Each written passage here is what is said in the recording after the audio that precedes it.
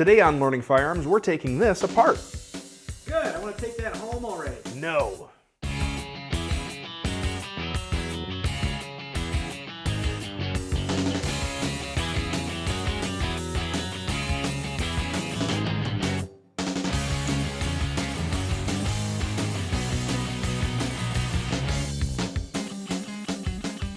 Hey guys, this is Dave Tim from the Learning Firearms channel. Thank you so much for checking out this video. We're really excited to continue our series on the Pawn Shop Shotgun Makeover Extravaganza. Sorry, I got a little dramatic on you, but we're excited about it. This is a fun project. So here's our shotgun, and we do have the replacement barrel here. So today what we're going to be doing is taking it apart. Now we're not going to be getting into an armorer's disassembly in certain areas, but we're going to be going beyond the basic field strip because we are going to be removing the furniture as well. We're going to be getting ready to install our sights, and we also have to refinish this, so we are going to have to take it down further than just the standard field strip. So we're going to go through that. Now to do that, we are going to need some tools. Now some tools are need to have and other tools are nice to have. So we're going to go through what the different tools are. So we'll start. You will need a small punch of some type, and it doesn't necessarily have to be the specific fire control group removal tool that either Brownells or other people sell, which is basically kind of like a roll pin punch it's basically a punch with a little nipple on it. A standard punch will do, and all we're going to be using that for is to drive out the pins to remove the trigger group. So any punch will do. This particular one is a 1/8 punch. As long as it's small enough to fit through the small pin, you'll be just fine. A small flathead screwdriver. This will be necessary to remove the extractor should you want to upgrade your extractor. Now, the next tool here is a specialty bit. Now, this one I did get from Brownells, and this makes removing the butt pad assembly very nice. It's basically a number 2 bit that works in hex drivers. Now, if you have a number 2 Phillips screwdriver, that's fine. It can work just fine for that, but keep in mind the shaft may be a little bit larger in diameter, so it's not going to be quite as easy to get through the holes in the butt pad. So this bit actually does make that job a little easier. If you prefer to use a regular screwdriver or the hex system, just a handle for your hex key is fine. Either the T-handle or the handle works just fine. To remove the stock itself, you'll need a large flathead screwdriver like this one. Now this is the need to have. However, Brownells does also make a tool that's a nice to have, and it's this tool right here. It consists basically of a T-handle and almost just a standard extension. But what's the real gem of this tool is the bit. You can see that it has a flathead screwdriver bit in there, but then it has this protective shroud.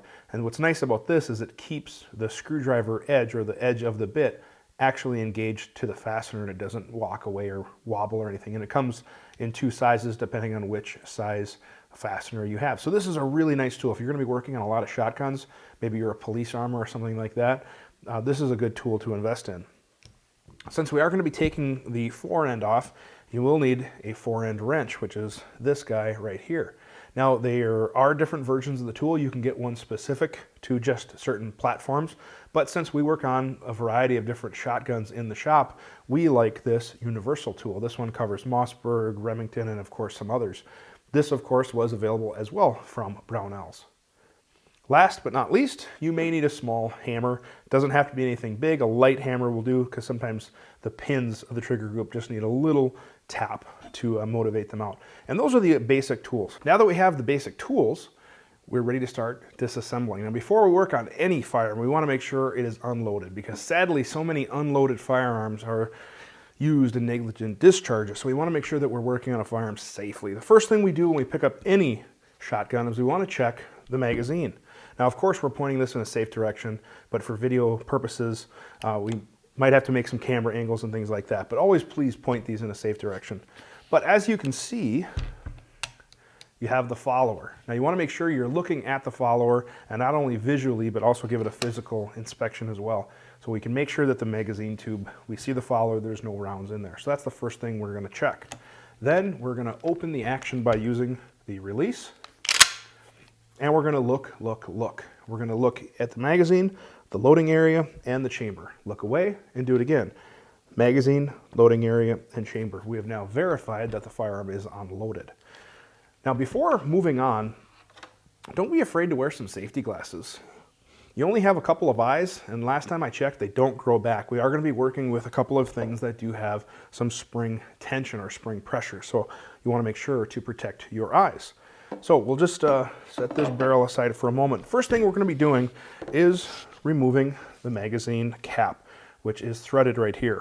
Now sometimes they can be a little stubborn, so what you'll need to do is actually hold the barrel and kind of give the buttstock a gentle tap to kind of move this tang rearward and kind of relieve some of the pressure. So we'll just set this on the bench, give it a gentle tap, and that should help in case you have a really stubborn one. Now they do make a specific tool that you can use for this. It is machined on the top. I don't recommend using a screwdriver. It's really easy to damage that, and I wouldn't recommend it. So usually you can get them by hand. So we're just going to loosen this. And of course it's always a little tougher to do, there it goes, on camera. So we're just going to loosen this lefty-loosey. Now keep in mind, depending on how your shotgun is put together, if you bought this used or anything like that, this may be under spring pressure. There is a spring and a follower. There should be a retainer underneath this that's holding everything together. If you have the new ISS system, you'll have to kind of push down and rotate it. And if you have the old metal style.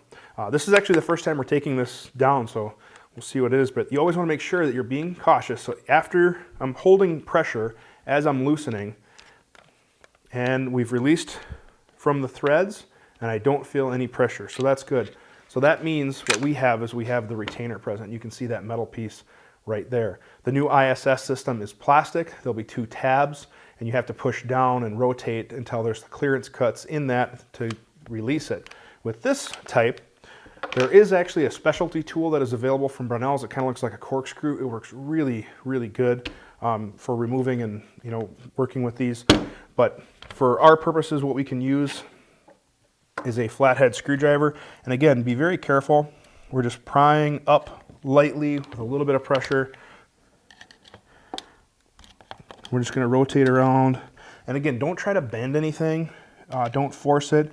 It will slowly come out. We're basically just working to move this. And again, it's under spring pressure. So as you start to move it, and we'll get to a spot where we can see it on camera. Is that a little bit better for you? Yep. Okay. So we're just slowly removing the retainer out, and you can see it's starting to come out. And again, the spring pressure is going to work with you. We're just going to make our way nice and easy until it is basically ready to come out, which is right about there. So I'm holding it, and we're just going to use our fingers to remove the retainer. Now we can take out the spring and follower. Now you don't need to do that to remove the barrel, but we're just kind of going through it front to back. So now we have magazine, follower, or excuse me, magazine, spring, follower, and retainer. We can of course take the barrel, and we'll remove the barrel just like so. Now we've actually already sold this barrel. So because we don't need this barrel, we can just simply toss it aside. Well, it's a good thing we already received payment for the barrel, and I'm sorry, Ike, there's no refunds. As is means as is. Moving on, let's look at the rest of the firearm. We're going to be removing the bolt next. Now, it's important to note that it is held in place there. You can't just, yank it and fling it off. I mean, you can, but you'll end up breaking something. So what we actually have to do is, what makes it a lot easier is to remove the trigger group first. So we're just going to take our small punch, and a lot of times you don't need a hammer, but you may. But all we're going to do is just press, and you see how that came through. And on the other side, the pin is just coming out like that. So we're just going to take that, set it aside, and we're going to do the same for the rear. The rear just needs a little bit of motivation.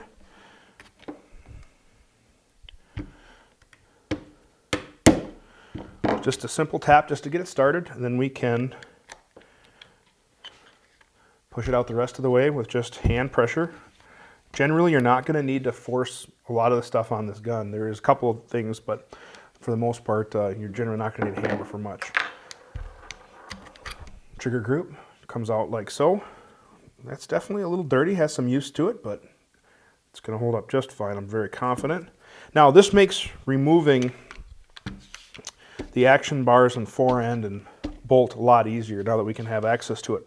Inside the action are two shell latches. You can see one right there, and then there's another one right up there. And the reason there's two, one is the stop latch, one is the feed latch. And as the names imply, they simply control the stopping of the rounds and the feeding of the rounds. Because if we just had one latch, the rounds would basically just go in, and then if the one was released, that spring pressure would just push them all and we'd have a stoppage. So what the one will do is it'll feed, and then the other will stop the next round after that. So it kind of controls the feeding as we're cycling the action. So it's a great system. In order to remove the bolt and ultimately the action bars, which is connected to the forend, you can't just pull forward. You can see it's stopping right there. And what it's being stopped by is the left shell latch. And that left shell latch is right here. You can see it's spring loaded. Now that left shell latch has a finger that goes up and engages in the action bar. The action bar is right there, and you can see that cut right there that it is being stopped by. So all we need to do is just press down on that left shell latch. Now it's easiest for you at home to work on the gun upside down, but so you guys can see this on camera, I'm just going to keep it on the bench here so you guys can see that. So I'm just going to press down on the shell latch and give some pressure, and you can see how everything now is sliding forward. The action bars and forend will be removed along with the bolt and slide. Some people call that the carrier. Here is an alternate view of how the shell latch engages the action bar through the ejection port. We've removed the bolt and slide so it's much easier for you to see. But you can see the action bar is this piece that slides, and you can see that it is going to be stopped right there. And that is the top of the shell latch. So if I press on the shell latch, like so, you can see that it allows the action bar to move forward and allow you to remove the bolt, slide, and forend. Now that we have the forend removed from the receiver, you can really get a better look at the inside of the gun. And you can tell that this one is pretty dirty. This has had some use, so it's going to need a good cleaning. Now what we have here is, let's set these aside for a sec. This is the forend assembly with the action bars. Now one of the things you're going to want to look at once you have this apart is these timing cuts. And these are the cuts on each of the rails. On some of the cheaper shotguns, some of the Chinese clones, the imports, things like that, these are made with a much softer metal, so you'll see much more rounding or wear or just burrs and tears and things like that. It just won't look very good. It'll look obviously like something is wrong. But these look pretty good. There's going to be a slight angle on this first cut here. That's normal. Should be square there. And then this cut here is square. Again, if you see any sort of burrs or tears or damage or anything like that, it's definitely going to be something that you're going to want to inspect. So this one looks really nice. Now moving on to the bolt. You have the bolt itself and the locking piece right here. This works up and down, and this lug right here locks into a space in the receiver. That's what keeps the gun locked. For example, when you load it and you can't just rack it again, this piece is actually locked up into the gun, holding it in place. And again, this is dirty. This has had a lot of rounds through it, but this will clean up real nice. So you have the bolt, which is this piece, the locking piece right inside there. And then of course the firing pin, the back of the firing pin is right there. And there is a spring inside there as well. And then of course the firing pin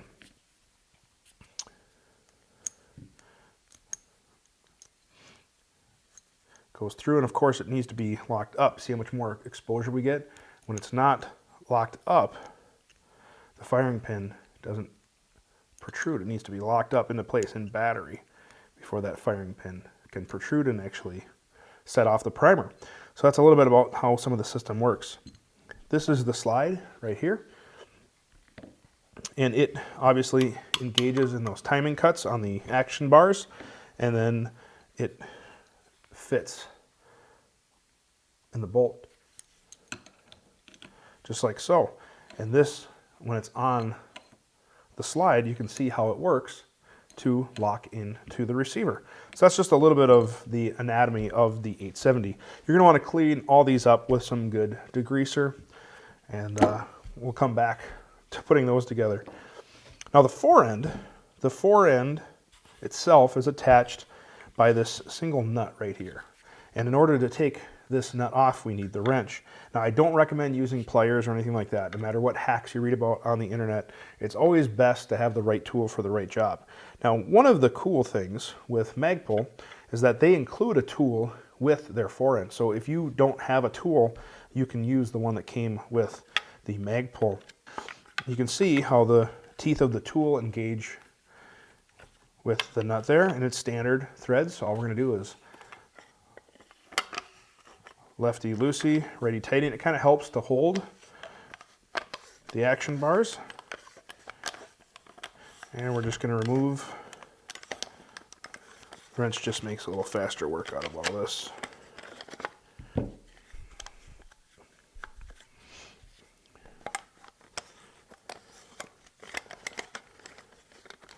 They're pretty fine threads, so it's going to take just a moment.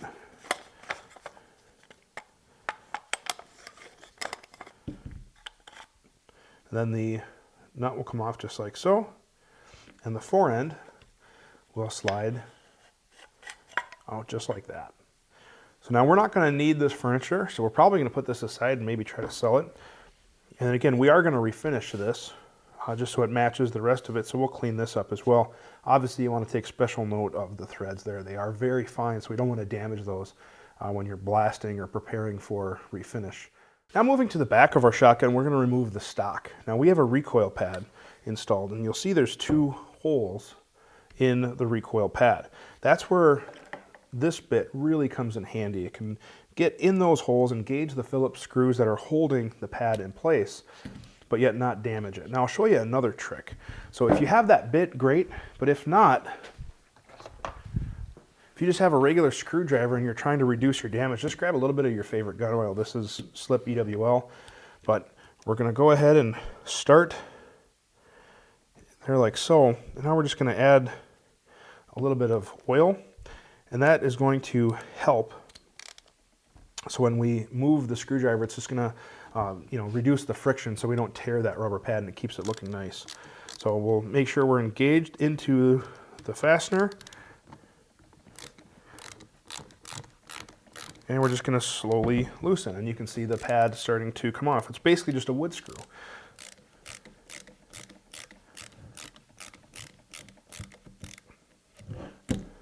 Now I'm going to switch to the other one.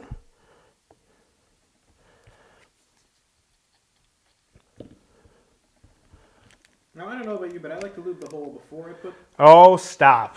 We're keeping this PG, Trevor. I tell you, it's tough to find good help. I don't know what you're talking about. I don't know. We've gotten a lot of complaints about you. Now you can see that the pad is coming off.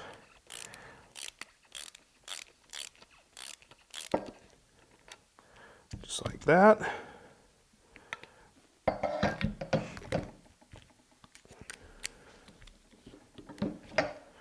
And almost done with this one. Just like that.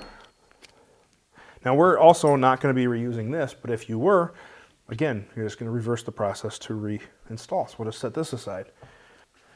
So now if we look at the back of the stock, you can see there's a large hole there, and down inside is the fastener face, or the head of that bolt. And you can see it's a flathead screwdriver. So you can, if you really wanted to, you can navigate your screwdriver in there, but it's going to be really difficult. You can do it, and it's obviously a lot easier if you're not looking at a camera, but that is where this little tool really comes in handy. You can see that it's just going to go down there. It's going to center on the tool.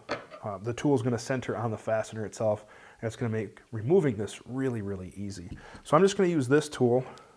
We're just going to navigate this down. We're going to turn the tool until it engages. It has, and again, because of that shroud, it keeps it right in place.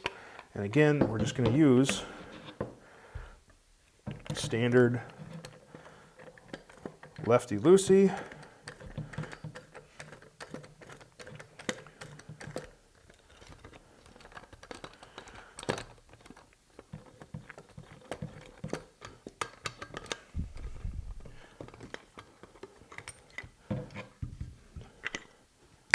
and it comes off just like so. Now, it's a long bolt.